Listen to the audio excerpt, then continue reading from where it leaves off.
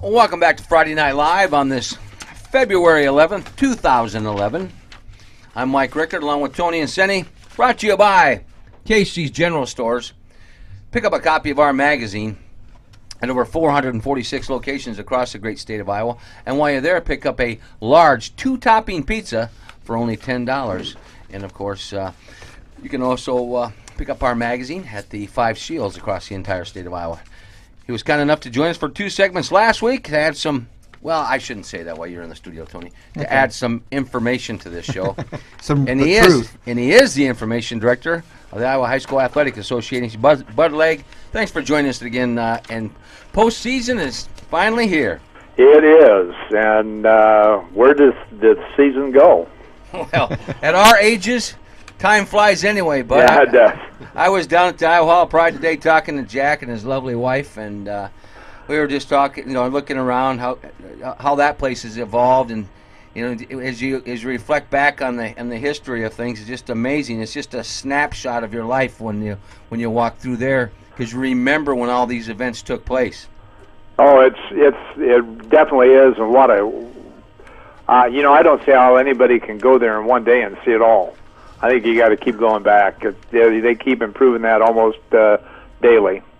But I was just thinking while Mike was talking to you here, it's got to be interesting. I mean, you coach, so you understand it, but watching, you coach some kids, and now you're watching the kids you coached kids now graduating and performing. It's got to be special for you to see all that happening. It's amazing where our lives have gone. Well, it really is, and not only the ones you coach, but the ones you coached against, and it's really good. I told him, I said, you're a lot better grandparent than you were a parent. Well, Tony and I, the last 2 meetings they've had, the Valley Tigers and, of course, the Waukee Warriors. Remember watching Jeff at, of course, Mason City, and then Matt was playing over at Valley, and now we watched their collegiate careers, and now these young men are coaching against each other. Now that just blows me away. Some things never change, and you take a look at their fathers, and what were they? They were coaches also. Yeah, that's very true. And competitive, and the kids have kind of took that competitive juices too. Mike Woodley is a tad competitive. Well, Bud, last week not for 1 minute. Well, Bud, last week we talked about the 2A and 1A sub-state and district play, and now released are the 3A and 4A sub-states across the state in boys basketball. So tonight, what we'd like to do, since we have you, is to use your expertise and talk a little bit about these teams that are going to be advancing or trying to advance to the Wells Fargo Arena in the drive for the state championship. And I guess we'll start here in this first segment with Class 3A and over in Sub-State 1, where it's going to be kind of the usual guy, Bishop Heelan of Sioux City, no doubt the team to beat. I think that's so true. The Crusaders are having a great year. They've returned a nice group from a year before, and I think they probably have to rate the favorite. But on the opposite side of their district are some very good teams. Harlan Community starting to come on a little bit now. Lamar's has had a great season. And Denison Schleswig with Ricky Torres can beat anybody on a given night. Yeah, it should be interesting on that second bracket there in the District 2. In District 3 and 4 in Class 3A and Sub-State 2, MOC Floyd Valley, both on the girls' side and boys' side, have had great seasons. On the other side, you've had Carroll, who've been in the top 10 all season long. It looks like possibly a head-on collision there. Do you see anything else coming up?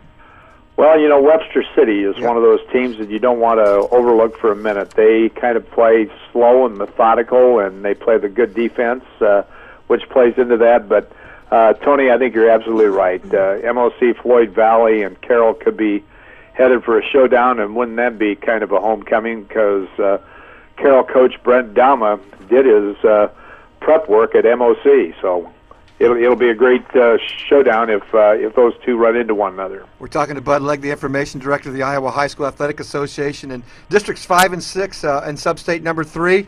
The way I'm sure you're going to see it, both teams unbeaten right now as we head into this weekend's action, and both teams could meet in order to advance to the state tournament. Iowa Falls Alden, the Cadets, with an outstanding season, and then the Go-Hawks of Waverly Shell Rock. They're familiar with state tournament championship play, so the way that looks, those two teams look to be heading in the same direction.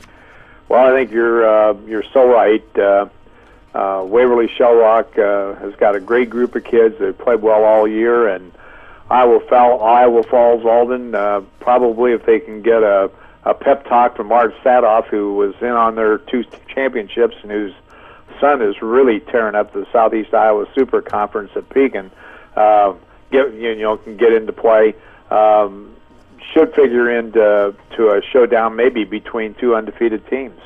Well, when you look at sub-state number 4 and Districts 7 and 8, a kind of a wide open one. This one I think was the most interesting of them all. I don't know if there's a team that maybe challenges for a state championship, but one of them is going to get to the state tournament. Who do you think's playing the best? I mean, Mount Vernon's kind of been a really surprise this year. They've been pretty good, but I think better than expected. Well, I think you're right on Mount Vernon. The Mustangs have had a good season. When they've lost, they've been in the ball game and been very competitive against good teams. Marion, Marion always puts together a great season. And then on the other side, Benton Community is starting to come on a little bit more, and Benton Shellsburg certainly has showed up well. So there's 4 teams that people probably haven't paid too much attention to that are going to be battling it out in this sub-state. The next sub-state is going to be brutally honest, I should say, because the winner's going to earn it. I think this is one of the better sub-states in Class 3A in Districts 9 and 10. You have Solon over there, Davenport Assumption's in there, Dubuque Waller. Don't look at their record because the conference they play in the competition, and other teams are very capable, including Central Clinton of DeWitt. Just some very good basketball to be played in this sub-state. Some great basketball in this sub-state, and I think you pretty well summarized the leaders, and we're going to have to see how that one shakes out.